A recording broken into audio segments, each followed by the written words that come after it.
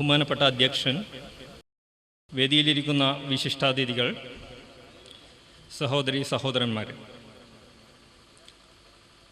മതം, ധാർമ്മികത, നവോത്ഥാനം എന്ന പ്രമേയത്തോടനുബന്ധിച്ച് ISM നടത്തിവരുന്ന ആദർശ ക്യാമ്പയിൻ്റെ ഭാഗമായിട്ടാണ് നാം എല്ലാം ഇന്നിവിടെ ഒത്തുചേർന്നിരിക്കുന്നത്.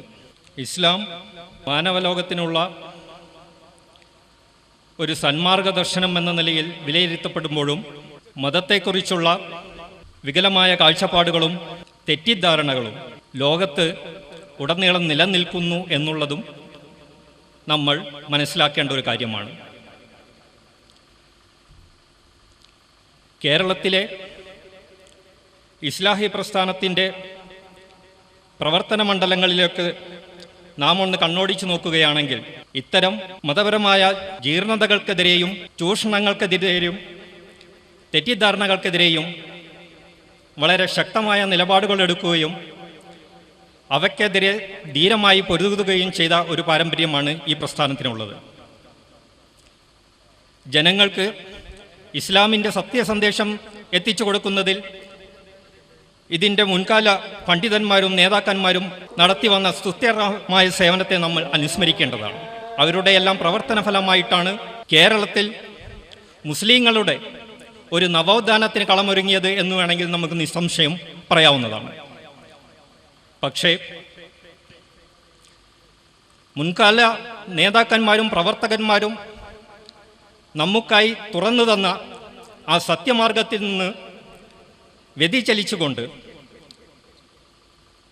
ജിന്നുകളുടെയും മലക്കുകളുടെയും ചില അബദ്ധവിശ്വാസങ്ങൾ കൂട്ടിക്കലർത്തിക്കൊണ്ട് ചിതറിയ ചിന്തകൾ ഈ സമൂഹത്തിൽ വേരോടുന്നു എന്നുള്ളത് വളരെ ദുഃഖകരമായൊരു സത്യമാണ്.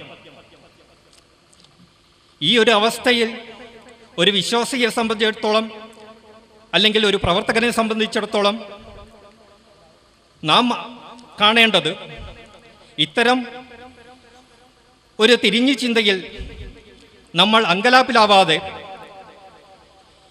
ഇത്തരം ചിന്തകളെ ഇസ്ലാമിൻ്റെ മതപരമായ പ്രാമാണിക ഗ്രന്ഥങ്ങളുമായി തട്ടിച്ചു നോക്കിക്കൊണ്ട് അവരുടെ യഥാർത്ഥമായ ഒരു വിശകലനം നടത്തുകയും അതിൽ നിന്ന് ആവിർഭവിക്കുന്ന സത്യാസത്യങ്ങളെ ജനങ്ങളിലേക്ക് എത്തിക്കുക എന്നുള്ളതുമാണ് ഒരു പ്രവർത്തകൻ്റെ കടമ.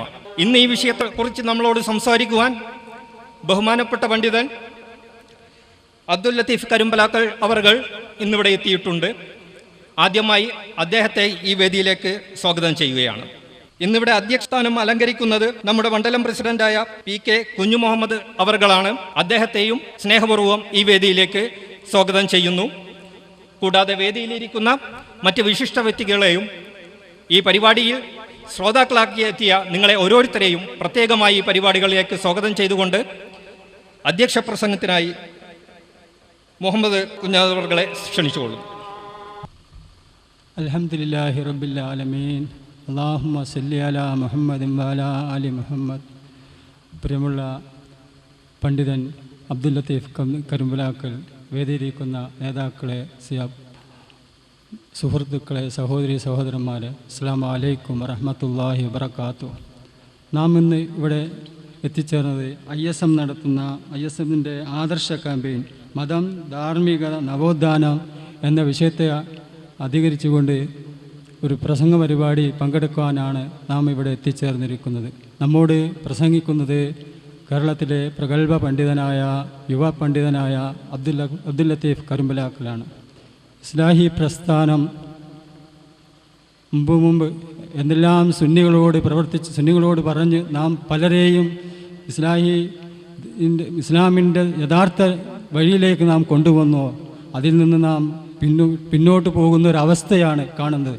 ഒരിക്കലും മുജാഹിദ് പ്രസ്ഥാനം കേരള മുസ്ലിങ്ങളുടെ മുമ്പിൽ തൗഹീദിൻ്റെ കാര്യത്തിൽ വിറച്ചു നിന്നിട്ടില്ല, ഉത്തരം പറയാതെ നിന്നിട്ടില്ല. ഇന്ന് ആ ഒരവസ്ഥയിലേക്ക് നമ്മോട് പിരിഞ്ഞു പോയ ആ ഭാഗത്തിന് പല ഭാഗങ്ങളിൽ വെച്ചും നാം കണ്ടുകണ്ടായി. അതിൻ്റെ യാഥാർത്ഥ്യങ്ങൾ ഇസ്ലാം മുഹമ്മദ് നബി സല്ലല്ലാഹു അലൈഹി വസല്ലം നമ്മെ ഏൽപ്പിച്ച ആ കടമ, ആ ദഅവത്ത്, ആ ഇസ്ലാഹ് നാം നടത്താൻ നാമേ ഇന്ന് കേരളത്തിലുള്ളൂ. അതിൻ്റെ യഥാർത്ഥ ചില വശങ്ങൾ നിങ്ങളുടെ മുമ്പിൽ വിശദീകരിക്കുവാനാണ് ഇന്ന് അബ്ദുൽ ലത്തീഫ് കരിമ്പലാക്കം നിങ്ങളുടെ അടുത്ത് എത്തിയിരിക്കുന്നത്. എല്ലാവരും അദ്ദേഹത്തിൻ്റെ പ്രസംഗം സവിനയം ശ്രദ്ധിച്ച് ഉൾക്കൊള്ളാൻ പറ്റുന്നെന്ന് ഉൾക്കൊണ്ട് ജീവിതം വിശദീകരിക്കണമെന്ന് പ്രത്യേകമായി ഓരോരുത്തരോടും അഭ്യർത്ഥിച്ചുകൊണ്ട് ഞാൻ നിർത്തുന്നു. നമ്മളോട് പ്രസംഗിക്കുവാൻ വേണ്ടി ജനാബ് അബ്ദുൽ ലത്തീഫ് കരിമ്പലാക്കിനെ ക്ഷണിച്ചുകൊണ്ട് അസ്സലാമു അലൈക്കും വറഹ്മത്തുള്ളാഹി. അസ്സലാമു അലൈക്കും വറഹ്മത്തുള്ളാഹി.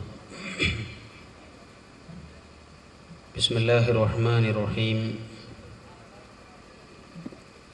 അൽഹംദുലില്ലാഹി റബ്ബിൽ ആലമീൻ വൽ ആഖിബത്തു ലിൽ മുത്തഖീൻ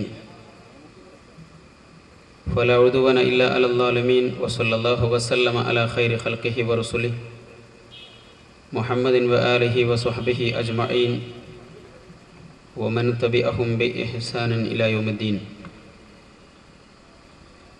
അഊദു ബില്ലാഹി മിനശ് ശൈത്വാനിർ റജീം. ബിസ്മില്ലാഹിർ റഹ്മാനിർ റഹീം. യാ അയ്യുഹല്ലദീന ആമനുത്തഖുല്ലാഹ ഹഖ്ക തുഖാതിഹി വലാ തമൂതുന്ന ഇല്ലാ വഅൻതും മുസ്ലിമൂൻ. ഇൻ ഉരീദു ഇല്ലൽ ഇസ്ലാഹ മസ്തതഅ്തു വമാ തൗഫീഖി ഇല്ലാ ബില്ലാഹ് അലൈഹി തവക്കൽതു വ ഇലൈഹി ഉനീബ്. റബ്ബി ഇശ്റഹ് ലി സ്വദ്രി വയസ്സിർ ലി അംരി വഹലുൽ ഉഖ്ദതം മിൻ ലിസാനി യഫ്ഖഹു ഖൗലി. ബഹുമാന്യരായ നാട്ടുകാരെ, സ്നേഹമുള്ള സഹോദരന്മാരെ, സഹോദരികളെ, സഹപ്രവർത്തകരെ, സുഹൃത്തുക്കളെ,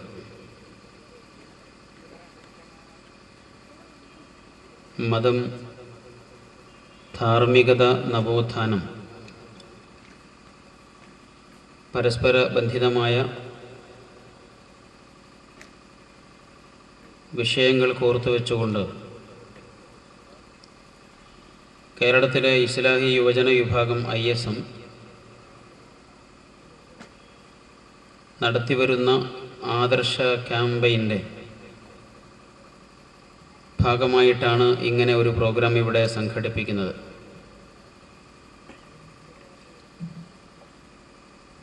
മുജാഹിദ് പ്രസ്ഥാനം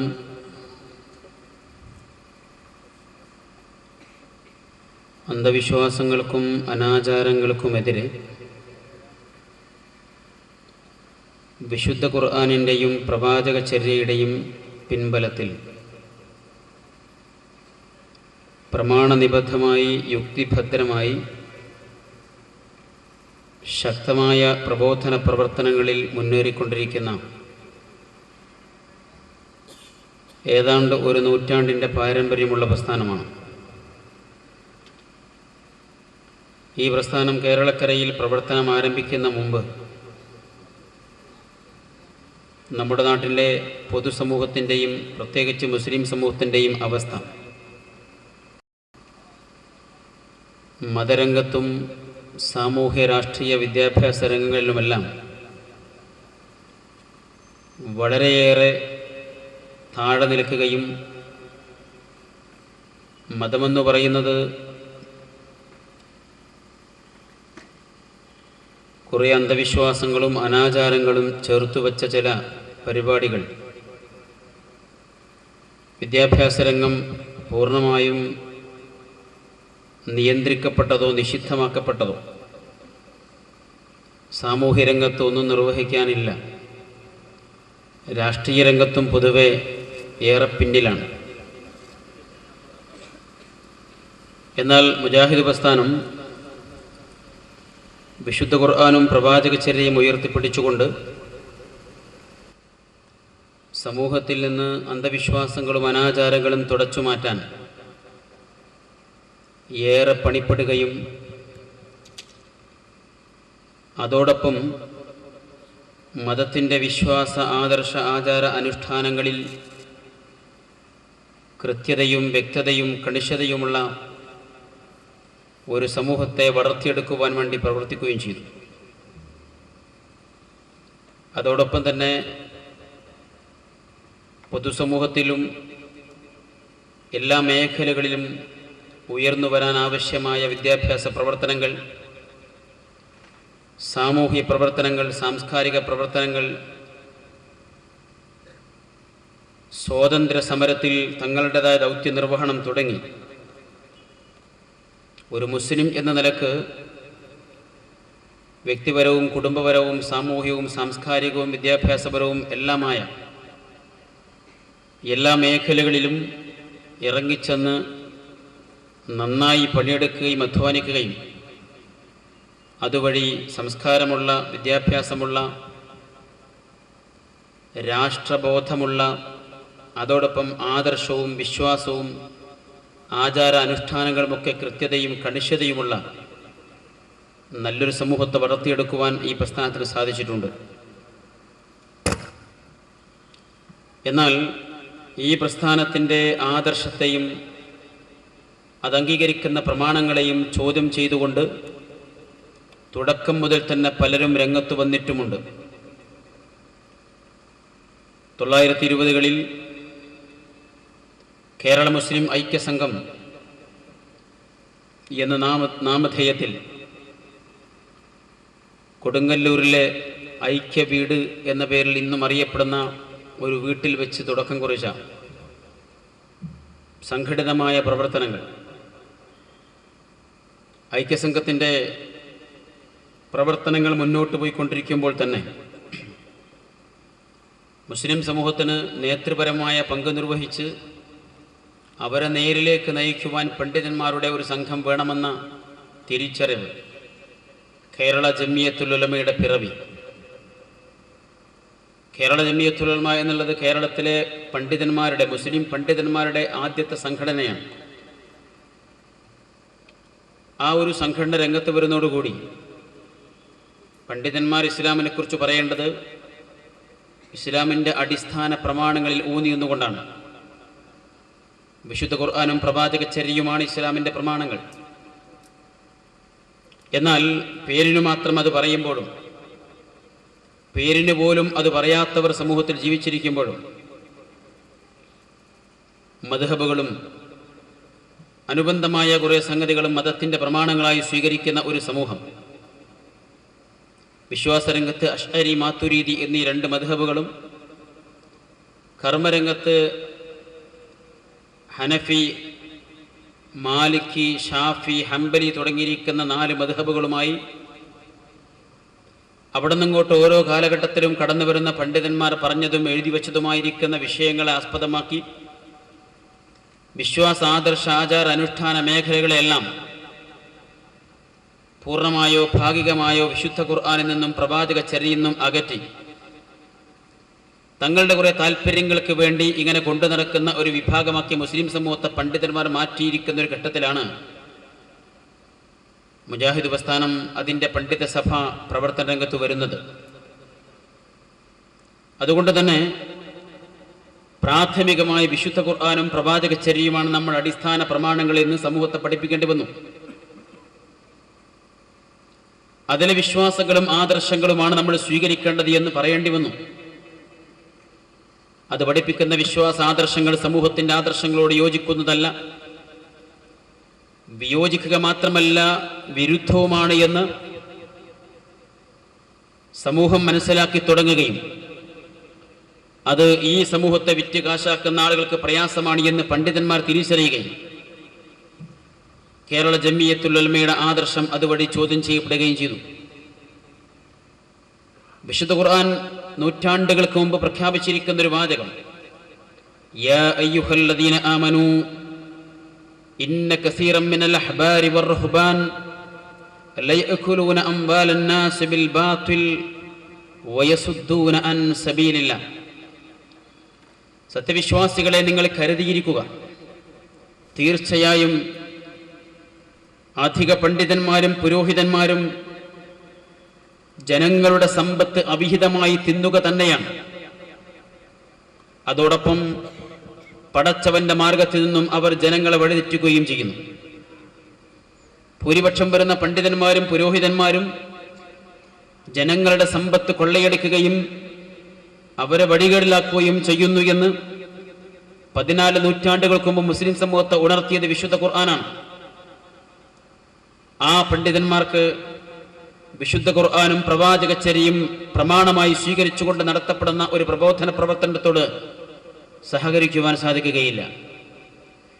വിശുദ്ധ ഖുർആനും പ്രവാചകചര്യയും അടിസ്ഥാന പ്രമാണമായി സ്വീകരിക്കുന്ന ഒരു ആദർശത്തോട്, വിശ്വാസങ്ങളോട്, ജീവിതത്തിൻ്റെ നയനിലപാടുകളോട് നല്ല സമീപനം സ്വീകരിക്കാൻ സാധിക്കുകയില്ല.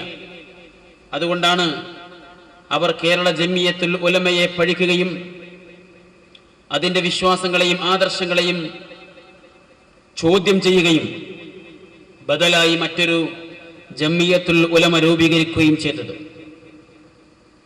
ആ ജംഇയ്യത്തുൽ ഉലമ രൂപീകരിച്ച് ഏതാണ്ട് 8-10 വർഷം കഴിഞ്ഞത് രജിസ്ട്രേഷന് പോകുമ്പോഴാണ് കേരള ജംഇയ്യത്തുൽ ഉലമ എന്നത് രജിസ്റ്റേർഡ് സംഘടനയാണ് എന്ന് മനസ്സിലാക്കുന്നത്.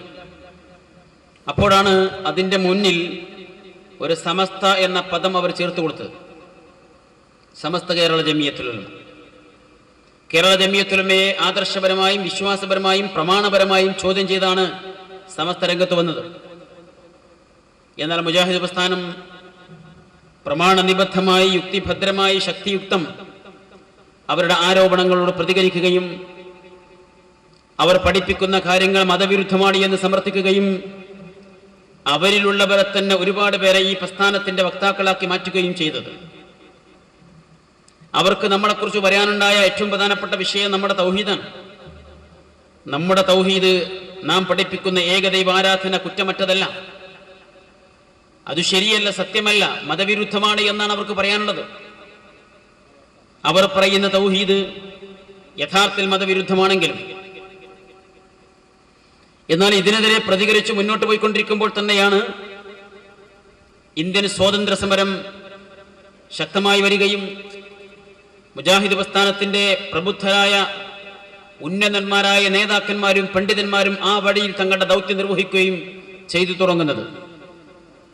മഹാന്മാരായ വക്കം അബ്ദുൽ ഖാദർ മൗലവി, KM മൗലവി, KM സീദി സാഹിബ്, മുഹമ്മദ് അബ്ദുറഹിമാൻ സാഹിബ്, ഈ മൊയ്ദ് മൗലവി തുടങ്ങിയിരിക്കുന്ന പ്രഗത്ഭരായ പണ്ഡിതന്മാരും നേതാക്കന്മാരും കേരളക്കരയിൽ ഇന്ത്യൻ സ്വാതന്ത്ര്യ സമരത്തിന്റെ മുന്നണി പോരാളികളായി പണിയെടുക്കുകയാണ്. അങ്ങകലെ മഹാത്മാ ഗാന്ധിയുടെയും പണ്ഡിറ്റ് നെഹ്റുവിന്റെയും കൂടെ മുഹമ്മദ് അലി സഹോദരന്മാരും അബുൽ കലാം ആസാദിനെ പോലെയുള്ള ഖുർആൻ പണ്ഡിതന്മാരും സ്വാതന്ത്ര്യ സമരത്തിൽ തങ്ങളുടെ ദൗത്യം നിർവഹിച്ചു കൊണ്ടിരിക്കുമ്പോൾ കേരളക്കരയിൽ അതേറ്റെടുത്തത് നവോത്ഥാന പ്രസ്ഥാനത്തിന്റെ നായകന്മാരാണ്. ആ ദൗത്യവുമായി മുന്നോട്ട് പോകുമ്പോഴാണ് മറ്റൊരു വിമർശനം ഈ പ്രസ്ഥാനത്തിന് കേൾക്കേണ്ടി വന്നത്. രാഷ്ട്രീയ രംഗത്ത് മുജാഹിദ് പ്രസ്ഥാനത്തിന്റെ തൗഹീദ് ശരിയായിട്ടില്ല. ഒരു മുസ്ലിമെ സംബന്ധിച്ചിടത്തോളം അവൻ ജീവിക്കുന്ന മണ്ണ് ഇസ്ലാമിക രാഷ്ട്രമായി മാറണം. ഇസ്ലാമിക രാഷ്ട്രമായി മാറുമ്പോൾ മാത്രമേ നമുക്ക് യഥാർത്ഥ മുസ്ലിമായി ജീവിക്കുവാൻ സാധിക്കുകയുള്ളൂ. അതാണ് ഇസ്ലാമിന്റെ അടിസ്ഥാന ലക്ഷ്യം. ഇസ്ലാമിക രാഷ്ട്രം സ്ഥാപിക്കപ്പെടാത്ത കാലത്തോളം അവിടെ ജീവിക്കുന്ന മുസ്ലിമിന്റെ ജീവിതം ഒരു ജലരേഖ മാത്രമാണ്, ഒരു സ്വപ്ന വീട് പോലെയാണ്, അത് യാഥാർത്ഥ്യമല്ല എന്ന് പറഞ്ഞു വരികയും തൗഹീദിന്റെ അടിസ്ഥാനത്തിൽ, അടിത്തറയിൽ അള്ളാഹുവിനെ മാത്രം ആരാധിക്കണമെന്ന് പറയുന്ന പോലെ തന്നെ അള്ളാഹുവിനെ മാത്രമേ അനുസരിക്കാവൂ എന്ന് പറയുകയും, അതിനാൽ ഭൗതിക ഭരണകൂടങ്ങൾ അനുസരിക്കുന്നതും അത് അതിൻ്റെ സ്ഥാപനത്തിനു വേണ്ടി പ്രവർത്തിക്കുന്നതും അതിനോട് സഹകരിക്കുന്നതും അതിൻ്റെ സ്വാതന്ത്ര്യത്തിനു വേണ്ടി അധ്വാനിക്കുന്നതും ലഭിച്ച സ്വാതന്ത്ര്യം ഉപയോഗപ്പെടുന്നതും അതിൻ്റെ ജോലികൾ സ്വീകരിക്കുന്നതും അതിനെ വോട്ട് ചെയ്യുന്നതും മത്സരിക്കുന്നതും ഒക്കെ തൗഹീദ് വിരുദ്ധമാണ് എന്ന് പറഞ്ഞുകൊണ്ട് മുജാഹിദ് പ്രസ്ഥാനത്തിന്റെ തൗഹീദ് ചോദ്യം ചെയ്തുകൊണ്ട് മറ്റൊരു ടീം വന്നു, ഇന്ത്യൻ ജമാഅത്തെ ഇസ്ലാമി എന്ന പേരിൽ, അതിൻ്റെ കേരള ഘടകം. മുജാഹിദ് പ്രസ്ഥാനം അവരോടും പ്രമാണനിബദ്ധമായി കൃത്യമായി വിഷയങ്ങൾ അപഗ്രഥിച്ച് സംസാരിച്ചു. ആ വഴിയെ പോയ പലരും തിരിച്ചു നടന്നു. പ്രസ്ഥാനത്തിന്റെ ആദർശം അവർക്ക് മനസ്സിലായി. എന്നാലും ആ വിഭാഗം കുറച്ചാളുകൾ ഈ പ്രസ്ഥാനത്തെ എന്നും ആക്ഷേപിക്കുകയും ആരോപണങ്ങൾ ഉന്നയിക്കുകയും ചെയ്തിട്ടുണ്ട്, ഇപ്പോഴും തുടരുന്നുണ്ട്. തുടരുമ്പോഴും അവർ പറഞ്ഞ ഓരോ കാര്യങ്ങളും ഒന്നിനു പിറകെ ഒന്നായി അവർ സ്വയം തിരുത്തുകയും എന്തിനാണ് അങ്ങനെ ഒരു പ്രസ്ഥാനം നിലവിൽ വന്നത് എന്ന ചോദ്യത്തിന് പോലും ഉത്തരമില്ലാത്ത വിധം കീഴ്മേൽ മറിയുകയും ചെയ്തിരിക്കുന്ന കാലഘട്ടത്തിലാണ് നമ്മൾ ജീവിച്ചുകൊണ്ടിരിക്കുന്നത്. ഞാൻ അതിലേക്ക് കടന്നു പോകുന്നില്ല. പ്രസ്ഥാനത്തെ വിമർശിക്കുവാൻ അങ്ങനെയും ചിലർ വന്നിട്ടുണ്ട്. അവരും ചോദ്യം ചെയ്തത് നമ്മുടെ വിശ്വാസവും ആദർശവും ഒക്കെ തന്നെയാണ്. ഇതിനിടയിൽ പ്രസ്ഥാനത്തിനകത്ത് പ്രവർത്തിച്ചിരുന്ന, പ്രസ്ഥാനത്തിന്റെ വേദികളിൽ സജീവമായി ഉണ്ടായിരുന്ന ഒരു പണ്ഡിതൻ, ചേകനൂർ അബുൽ ഹസൻ മൗലവി. അദ്ദേഹം മുജാഹിദ് പ്രസ്ഥാനത്തെ വീണ്ടും ചോദ്യം ചെയ്തു. അതിൻ്റെ വിശ്വാസങ്ങളെ, ആദർശങ്ങളെ ചോദ്യം ചെയ്തു. നമസ്കാരത്തിൽ അസ്സലാമു അലൈക അയ്യുഹൻ നബിയു എന്ന് പറയുന്നതിനാൽ മുജാഹിദുകൾ ശിർക്കാണ് ചെയ്യുന്നത് എന്ന് പറഞ്ഞുകൊണ്ട് കേരളക്കരയിൽ അങ്ങനെ ഒരു ശബ്ദം ആ ഭാഗത്തുണ്ടായി. നമസ്കാരത്തിൻ്റെ എണ്ണം കുറച്ചുകൊണ്ടും റക്അത്തുകൾ പോലും നശിപ്പിച്ചുകൊണ്ടും ഇസ്ലാമിൻ്റെ അടിസ്ഥാനപ്രദമായ പല വിഷയങ്ങളെയും തമസ്കരിച്ചുകൊണ്ടും അങ്ങനെ ഒരു പ്രത്യയശാസ്ത്രം രംഗത്ത് വന്നു. അവർക്കും ആക്ഷേപിക്കാനുണ്ടായത് മുജാഹിദ് പ്രസ്ഥാനത്തിൻ്റെ ആദർശത്തെ തന്നെയാണ്, വിശ്വാസരംഗത്തെയാണ്, അതിൻ്റെ കർമ്മ ആചാരങ്ങളെയാണ്. അവരോടും പ്രമാണനിബദ്ധമായി ഈ പ്രസ്ഥാനം നേരിട്ട് മുന്നോട്ട് പോയി. എന്നാൽ അതിനും പിറകെ കഴിഞ്ഞ 10-15 വർഷങ്ങൾക്കുള്ളിൽ മുജാഹിദ് പ്രസ്ഥാനത്തിന് അകത്ത് നിന്ന് പ്രവർത്തിക്കുകയും അകത്ത് നിന്നുകൊണ്ട് തന്നെ ഈ പ്രസ്ഥാനത്തിലെ സമുന്നതരായ പണ്ഡിതന്മാരുടെയും നേതാക്കന്മാരുടെയും ഒക്കെ ആദർശവും അവരുടെ ജീവിതവും അവരുടെ വിശ്വാസവും അവരുടെ കർമ്മങ്ങളും ആചാരങ്ങളും ചോദ്യം ചെയ്യുകയും അവയ്ക്കെല്ലാം കൂടി ആദർശ വ്യതിയാനം എന്നൊരു പ്രത്യേക പേര് നൽകി ഒരു ആരോപണത്തിന്റെ ശൃംഖല സൃഷ്ടിക്കുകയും അതൊരു ക്യാമ്പയിനാക്കി മാറ്റി അവസാനം ഈ പ്രസ്ഥാനത്തെ 2 കഷ്ടമാക്കി പിളർക്കുക വരെ ചെയ്തു. ചരിത്രം ഞാൻ വിശദീകരിക്കുന്നില്ല, നമുക്കറിയാം. എന്നാൽ അന്ന് ആ പറയപ്പെട്ട കാര്യങ്ങൾ പലതും സത്യമാണ് എന്ന് കരുതുകയും അതാണ് യാഥാർത്ഥ്യമെന്ന് വിശ്വസിക്കുകയും അതുകൊണ്ട് അതിൻ്റെ കൂടെയാണ് നിൽക്കേണ്ടതെന്ന് കരുതുകയും ചെയ്ത് ആ കൂടെ നിന്നിരിക്കുന്ന പല സുഹൃത്തുക്കളും അന്നു മുതൽ ഇന്ന് വരെയും വസ്തുതകളും യാഥാർത്ഥ്യങ്ങളും മനസ്സിലാക്കുവാൻ ഒന്നുകിൽ ശ്രമിച്ചില്ല, അല്ലെങ്കിൽ അവർക്കതിന് സാധിച്ചില്ല. ആ തെറ്റിദ്ധാരണയിൽ അകപ്പെട്ട് ഇന്നും കുറെ ആളുകൾ ജീവിക്കുന്നുണ്ട്. ഞാൻ സൂചിപ്പിക്കുന്നത് ചരിത്രപരമായ ചില വിഷയങ്ങൾ ഇതിന് പിന്നിലുണ്ട്. മഹാനായ ഉസ്മാൻ ബിൻ അഫ്ഫാൻ റളിയല്ലാഹു അൻഹു പ്രവാചക തിരുമേനിയിൽ നിന്ന് സ്വർഗം കൊണ്ട് സന്തോഷ വാർത്ത അറിയിക്കപ്പെട്ടിരിക്കുന്ന 3ാമത്തെ മഹാനാണ്. ഇസ്ലാമിക രാഷ്ട്രത്തിന്റെ 3ാമത്തെ ഖലീഫയാണ്. പ്രവാചക തിരുമേനിയുടെ 2 പെൺകുട്ടികളെ ഒന്നിനു പിറകെ മറ്റൊന്നായി വിവാഹം കഴിക്കുവാൻ അവസരം കിട്ടിയിരിക്കുന്ന മഹാനുഭാവനാണ്. നീതിമാനാണ്, വിനീത ഹൃദയനാണ്, വളരെയേറെ പക്വതയുള്ള മനുഷ്യനാണ്, വിനയമുള്ള മനുഷ്യനാണ്, പണ്ഡിതനാണ്, അതോടൊപ്പം നല്ല ധർമ്മിഷ്ഠനായിരിക്കുന്ന പണക്കാരനാണ്. എല്ലാ ക്വാളിറ്റിയുമുണ്ട്. എല്ലാ രംഗത്തും, മതരംഗത്തും സാമൂഹ്യ രംഗത്തുമൊക്കെ തനിക്ക് നിർവഹിക്കാൻ കഴിയാവുന്നതിൻ്റെ എത്രയോ ഇരട്ടി ആ ദൗത്യം നിർവഹിച്ചു കൊണ്ടിരിക്കുന്ന ഒരു മഹാ നേതാവ്, സുഹാബിയാണ്, പണ്ഡിതനാണ്, എല്ലാമാണ്. പക്ഷേ ആ മനുഷ്യൻ തൻ്റെ കിടക്കപ്പായിൽ കിടന്നല്ല മരണപ്പെട്ടത്, തൻ്റെ ബെഡിൽ കിടന്നുകൊണ്ടല്ല മരണപ്പെട്ടത്. സാധാരണ ഒരു മരണമല്ല അദ്ദേഹത്തിന് വരിക്കേണ്ടി വന്നത്. മറിച്ച് അദ്ദേഹം അതിക്രൂരമായി ആക്രമിക്കപ്പെടുകയും കൊലപ്പെടുത്തപ്പെടുകയും ചെയ്തതാണ്. ഈ വസ്തു നമുക്കറിയാം. എന്തായിരുന്നു കാരണം? ആരാണ് അദ്ദേഹത്തെ കൊന്നത്? നമുക്ക് അന്വേഷിക്കേണ്ടതുണ്ട്, ആലോചിക്കേണ്ടതുണ്ട്. 1ാം ഖലീഫ അബൂബക്കർ സിദ്ദീഖ് റളിയല്ലാഹു അൻഹു സ്വാഭാവിക മരണം വരിച്ചപ്പോൾ 2ാം ഖലീഫ ഉമർ ഇബ്നു ഖത്താബ് റളിയല്ലാഹു അൻഹു തന്റെ പിന്നിൽ നിന്ന് ജൂതന്റെ കുത്തേറ്റാണ് മരണപ്പെടുന്നത്. നമുക്കറിയാം, അത് ജൂതനാണ്, അത് ശത്രുവാണ്, അത് ഇസ്ലാമിക സമൂഹത്തെ എന്നും നശിപ്പിക്കുവാൻ വേണ്ടി കാതോർത്തിരിക്കുന്ന, ആയുധമൊരുക്കിയിരിക്കുന്ന ഒരു വിഭാഗത്തിന്റെ പ്രതിനിധിയാണ്. എന്നാൽ അതുപോലെയുള്ള ഒരു ശത്രുവിന്റെ കുത്തുകൊണ്ട്, ഒരു ശത്രുവിന്റെ ആക്രമണം കൊണ്ട് ഉസ്മാൻ റളിയല്ലാഹു അൻഹു കൊല്ലപ്പെട്ടിരിക്കുന്നുവെങ്കിൽ നമുക്കത് ചരിത്രത്തിൽ ആ നിലയ്ക്ക് രേഖപ്പെടുത്താൻ സാധിക്കുമായിരുന്നു. പക്ഷേ വസ്തുത അങ്ങനെയല്ല. ഉസ്മാൻ റളിയല്ലാഹു അൻഹു കൊല്ലപ്പെടുന്നത് മുസ്ലിംകളെന്ന് അവകാശപ്പെടുന്ന സ്വഹാബികളിൽപ്പെട്ടിരിക്കുന്ന പലരുടെയും തന്നെ, അങ്ങനെയുള്ള പലരുടെയും കൈകൾ കൊണ്ടാണ് എന്ന് പറയേണ്ടി വരുമ്പോൾ അതിന്റെ ഗൗരവം നമ്മൾ ആലോചിക്കണം. ഒരു സ്വഹാബിയെ മറ്റൊരു സ്വഹാബി ഒരിക്കലും വധിക്കില്ല, ആക്ഷേപിക്കില്ല, വേണ്ടാത്തരങ്ങൾ പറയില്ല, വെറുക്കില്ല, ദേഷ്യം കാണിക്കില്ല.